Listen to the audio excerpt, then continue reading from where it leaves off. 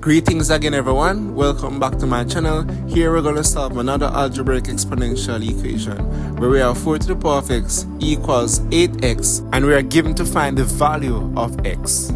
You can pause this video and try to solve x on your own. Also, you can check out my other videos on how to solve other algebraic equations. Okay, so now let's go ahead and look at our solution.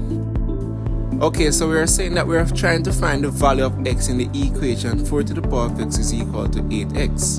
We can start by solving our equation by dividing both sides by x. This is done to keep the x on one side of the equation. Now we have 4 to the power of x over x equals 8. Now we can simplify our equation as follows. We have 4 to the power of x over x equals, and the 8 we can simplify it as 4 times 2.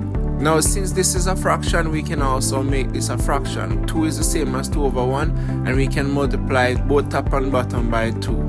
And now that gives us 4 to the power of x over x equals 4 over 2. The aim here is that we are simplifying 8 in such a way that it reflects 4 to the power of x over x, where we see that x is both the power of 4 and also the denominator.